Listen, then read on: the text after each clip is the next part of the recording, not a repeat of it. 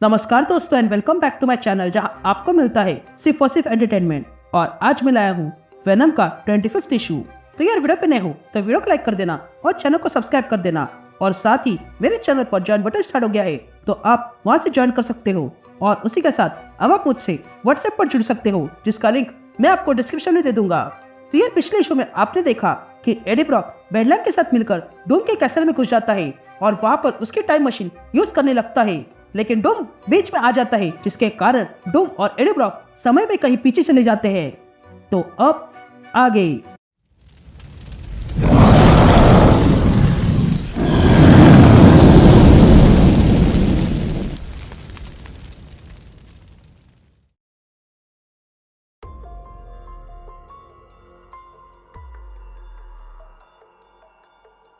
All right gang.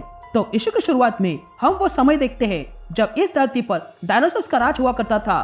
तभी हमें वहां पर एक तितली दिखाई देती है और तब हमें डूम की आवाज सुनाई देती है जो कहता है, एक अमेरिकन ऑथर है जिसका नाम रे ब्रैडबरी है। उन्होंने साउंड ऑफ थंडर नाम की कहानी बनाई थी। इस कहानी के अनुसार कोई समय में पीछे जाता है बस डायनासोर की हंटिंग करने, लेकिन इसी चक्कर में एक बहुत प्राचीन तितली मारी जाती है। अब उसका मरना बहुत तय नहीं था, इसलिए पूरा फ्यूचर बदल जाता है। इस बात को ही बटरफ्लाई इफेक्ट कहते हैं। मैं ब्रैडबरी की बातें पसंद करता हूँ, पर वो कोई समय यात्री नहीं है। हर एक घटना घटती रहती है और अगर हमें हमारी तकदीर बदलनी है तो हमें ऐसे बहुत सारी तितली को मारना होगा। यह कहते हम उस तितली को देखते हैं जो अचानक से चल जाती है और तब वहाँ पर कुछ आ गिरता है। तभी हमें डूम की आवाज सुनाई देती है जो कहता है, ये हमारा करना आवश्यक है, क्योंकि अगर हमने ये नहीं किया तो जब हम वापस अपने समय में आएंगे तब सब कुछ वैसा ही होगा जैसे छोड़ के गए थे। इससे ये साबित होता है कि तुमने वही किया जो तुम्हारे लिए निर्धारित किया गया है। यहीं पे सीजन क्रोनोनॉट्स नाम आता है, एक ऐसा मेथड टाइम ट्रेवल करने का जो मैंने तैयार किया है। मैं इसे केज ऑफ इवेंट कहता हूँ। ये कहते हम देखते हैं कि उस धमाके के बाद उस धमाके से डूम बाहर आता है और आसपास देखने लगता है। तभी डूम कहता है, मुझे लिमिट दिखाओ और फिर मैं उसे पार कर दूंगा। और यही मैं करता हूँ क्योंकि मैं डूम हूँ और डूम किसी समय से बंधा नहीं है। मेरे लिए ये समय पैरों पर लगी धूल के समान है। पर यहाँ पर ऐसे कुछ मूर्ख और घमंडी इंसान हैं जो कुछ केजेस को लेकर घूमते हैं जो उनके लिए क्लिंटर्स है या फिर सूट ऑफ आर्मर। तभी डूम देखता है कि उसके साथ साथ एडी भी वहां पे आ चुका था और तब डूम एडी से कहता है, तुम्हें कुछ नहीं आता। तुमने भले ही छोटे बच्चे की तरह इस मशीन का डिस्प्ले तोड़ दिया ताकि ये मशीन शुरू हो जाए और यहाँ आ गए, लेकिन ये मशीन खुद ही ठीक हो जाती है और जल्दी वो ठीक हो जाएगी और फिर कुछ मिनटों में ये प्लेटफॉर्म ठीक हो जाएगा और फिर ये हमें इमरजेंसी लैंडिंग के लिए गाइड करेगा।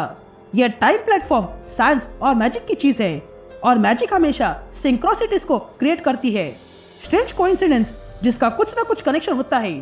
तो तुम्हें यहाँ लाने का क्या कारण हो सकता है ब्रॉक? वेल इसका एक ही कारण हो सकता है और वो ये है कि तुम मेरे हाथों से मरोगे। ये कहते हैं डूम अपनी पावर को स्टार्ट करता है। तभी देखकर एडी डूम से कहता है, अब तक तो ठीक चल रहा था, फिर अब तुम्हें क्या हो गया? जिस पर डूम एडी से कहता है, तुमने मेरा अपमान किया है और डूम कभी स्वयं का अपमान सह नहीं सकता है। ये कहते हैं डूम अपनी एनर्जी ब्लास्ट से एडी पर हमला करता है, लेकिन एडी उसके हमले को डॉच कर देता है और तब बेडलैम बाहर आता है। लेकिन तभी डूम फिर से बेडलैम पर हमला करता है, लेकिन बेडलैम भी उसके हमले से बच जाता है। लेकिन तभी डूम सेंस करता है कि वहां पर कोई आ रहा है और तब वहां पर एक जायंट सिम्बियोट से बना हुआ डायनासोर आता है, जिसे देखकर डूम एडी से पूछता है, क्या तुम्हारा इससे कोई नाता है? जिस पर एडी कहता है, मेरी तरफ मत देखो। लेकिन तभी वो डायनासोर जोर से चिल्लाते हुए एडी का नाम लेता है। यह सुनते डूम एडी को देखने लगता है, लेकिन तभी वो डायनासोर एडी की ओर दौड़ने लगता है और कहता है, एडी तुम्हें मरना होगा। लेकिन तभी डूम सामने आता है और उस डायनासोर से कहता है, पीछे हट जाओ जानवर। डूम आज वैसे भी एक वेनम को मारने वाला है, तो फिर डूम तुम्हें ही मारकर अपना काम पूरा करेगा। ये कहते डूम अपनी एनर्जी ब्लास्ट से उस डायनासोर पे हमला करता है, लेकिन तब एडी देखता है कि डूम की मशीन फिर से ठीक हो चुकी थी। ये देखते ही एडी डूम से कहता है, डूम देखो हमारी मशीन ठीक हो रही है। ये सुनते डूम को गुस्सा आता है और वो उस डायनासोर को छोड़कर एडी और बेडलैम पे हमला करता है और कहता है, ये हमारी मशीन नहीं है, मेरी मशीन है। अब डूम अकेला जाएगा और तुम यही रहोगे ब्रॉक, ताकि तुम अपने हार को अनुभव कर पाओगे। तुम अगर स्वयं को अच्छा फील करवाना चाहते हो तो तुम किसी बटरफ्लाई को मसल सकते हो, उससे कोई फर्क नहीं पड़ेगा। क्योंकि इतिहास राजाओं से बना होता है, ना कि प्यादों से। ये कहते डूम उस टाइम मशीन पर चढ़ जाता है, लेकिन तभी एडी डूम को रोकता है और कहता है, डूम तुम शायद भूल रहे हो, तुम हमेशा से स्ट्रेच करने वालों से हारते आए हो। यह कहते ही एडी और बेडलैप अपने हाथ स्ट्रेच करके डूम पर हमला करता है, लेकिन तभी डूम एडी को रोकते हुए कहता है, तुम्हें क्या लगा तुम रिचर्ड बन के मुझे रोक पाओगे? लेकिन तभी एडी उन्हीं हाथों से उस टाइम मशीन को फिर से तोड़ देता है। यह देखकर डूम क्रोधित होता है और कहता है, ये क्या, तुमने मेरी मशीन फिर से तोड़ दी? जिस पर एडी कहता है कि पिछली बार इस मशीन को तोड़ने के बाद मैं समझ गया हूँ कि जब भी मैं इस मशीन को तोड़ता हूँ तब ये मशीन अलग समय में चली जाती है और ये मुझे पसंद है। यह कहते ही वो टाइम मशीन एक्टिवेट हो जाती है और फिर डूम और एडी को किसी और समय पर ले जाती है।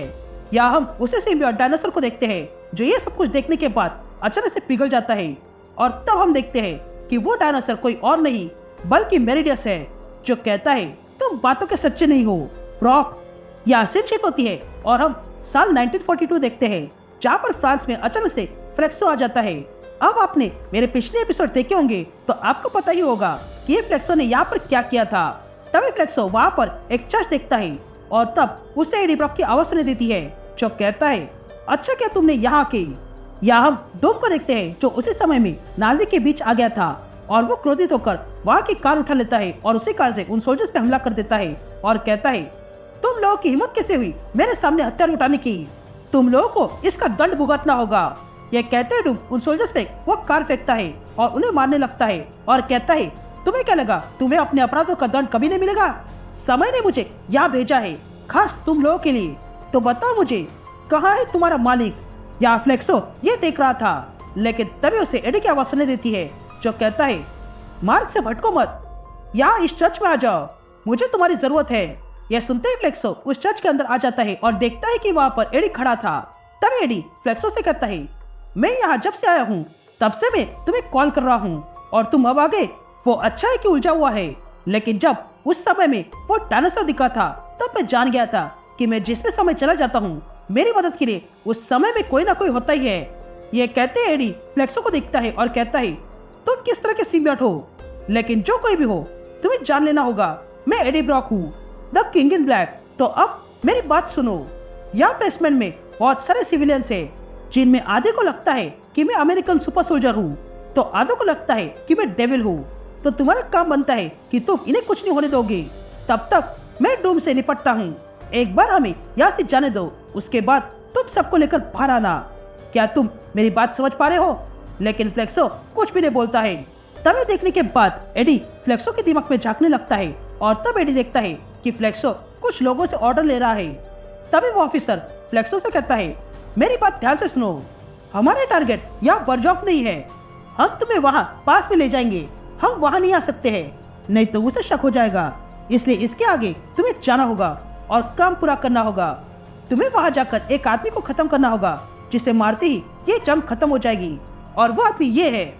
यह कहते ही वो ऑफिसर फ्लेक्सो को हिटलर का फोटो दिखाता है। ये देखकर एडी शॉक रह जाता है और कहता है, ये क्या, तुम इसे मारने वाले थे, लेकिन अब नहीं करोगे क्योंकि मैंने तुम्हें यहाँ बुला लिया। नहीं, ये नहीं हो सकता।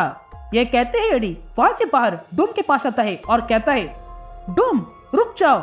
जिस पर डूम कहता है, मुझे रोको मत, यह टाइम प्लेटफॉर्म फिर से ठीक हो रहा है, लेकिन तब तक मैं यहाँ कुछ ठीक करने वाला हूँ। जिस पर एडी डूम से कहता है, नहीं, हमें यहाँ से जाना होगा और फिर हमें यहाँ आने से रोकना होगा। जिस पर डूम कहता है कि अगर हमने ऐसा किया तो हम इस समय में ही मिट जाएंगे। जिस पर एडी कहता है, नहीं, हमने बहुत बदलाव किए हैं, अब और नहीं। लेकिन तब डूम कहता है, हमने कुछ भी बदलाव नहीं किया है, इन लोगों को मेरे हाथों से मरना था और ये बात पहले से निर्धारित थी, मैं तो बस अपना रोल प्ले कर रहा हूँ। ये कहते ही डूम एक आदमी को मार डालता है। तभी एडी गुस्से में आकर डूम की ओर आ जाता है और कहता है, डूम रुक जाओ, हम यहाँ सारी चीजें बदल रहे हैं। लेकिन तभी डूम वो टाइम मशीन फिर से ऑन करता है, लेकिन इस बार भी एडी बीच में आता है, जिसके कारण वो टाइम मशीन फिर से डूम और एडी को किसी और समय में ले जाती है। या फ्लेक्सो ये देख रहा था और तब वो वही खड़ा रह जाता है। या हम डूम को देखते हैं, जिसके आंखों के सामने अब अंधेरा छा गया था और तब वो कहता है, एक बार फिर से हमने समय यात्रा की, पर अब पता नहीं मैं कहाँ पे हूँ। यह कहते डूम को दिखाई देने लगता है और तब डूम देखता है कि उसकी टाइम मशीन कहीं गायब हो गई थी। ये देखकर वो हैरान रह जाता है, लेकिन तभी वो वहाँ पे कुछ और भी देखता है जिसे देखकर वो और भी हैरान रह गया था, क्योंकि उसके सामने डूम की एम्बेसी थी। यहाँ हम एडी ब्रॉक को देखते हैं जिसकी आंखों के सामने अब अंधेरा छा गया था। तभी बेडलैम्प एडी को जगाता है और कहता है, उठ जाओ एडी, ये टाइम प्लेटफॉर्म 6000 फीट ऊपर फट चुका है और हम यहाँ आ गए। मैं कब से तुम्हें जगाने की प्रतीक्षा कर रहा हूँ। यह सुनते ही एडी खड़ा हो जाता है और वहां से जाने लगता है, लेकिन तभी उसे एक लड़का रोकता है, जिसे देखकर एडी हैरान था, क्योंकि वो लड़का कोई और नहीं बल्कि पीटर पार्कर है। यहाँ डूम एम्बेसी में घुस जाता है और कहता है, ये अजीब बात है, ये सब पहले से ही निर्धारित था, तो फिर मैं इस घटना के बारे में पहले क्यों नहीं जानता हूँ। ये कहते डूम देखता है कि वहाँ पर उस समय का डूम पहले से ही खड़ा था, जो देखने लगता है कि उसके एम्बेसी में कौन घुसा है। अब आगे कंफ्यूज ना हो, इसके लिए हम जो डूम टाइम ट्रैवल करके आया है उसे डूम 1 कहेंगे, और जो इस समय में डूम है उसे हम डूम 2 कहेंगे। तभी डूम 1 को देखता है और कहता है, तुम मेरे ही कोई डूम हो ना, लेकिन तुम बाहर कैसे निकले। लेकिन तभी डूम 1 कहता है, मूर्ख मत बनो, हम दोनों एक ही हैं। यहाँ दूसरी तरफ हम एडी को देखते हैं जो पीटर को देखता है और कहता है, तुम तो डिलन से साल भर बड़े हो। जिस पर पीटर एडी से कहता है, क्या कहा? डिलन? उसके गाने तो मेरी आंटी हमेशा सुनती है, वो भी रेडियो पे, वो बहुत अच्छा गाता है। लेकिन तब एडी पीटर को उसके नाम से बुलाता है। यह सुनते ही पीटर एडी से पूछता है, तुम्हें मेरा नाम कैसे पता?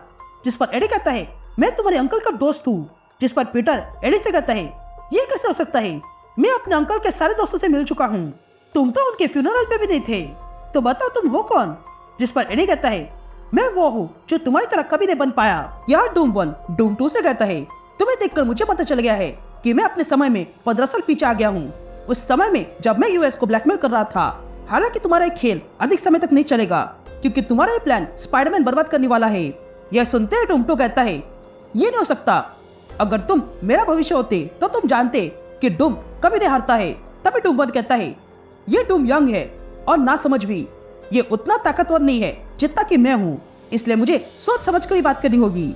ये कहते हैं डूम 1 डूम 2 से कहता है कि रिचर्ड्स को कॉल करो। यहाँ हम एडी को देखते हैं जो पीटर की बात सुन के चुप हो जाता है और कहता है, एक समय था जब मैं एक लड़के से अपनी लाइफ से भी अधिक नफरत करता था, इतनी नफरत कि वो मेरी लाइफ बन गई, और उसी नफरत के चलते मैंने बहुत से घटिया काम किए, जैसे कि मर्डर या फिर उससे भी बुरा।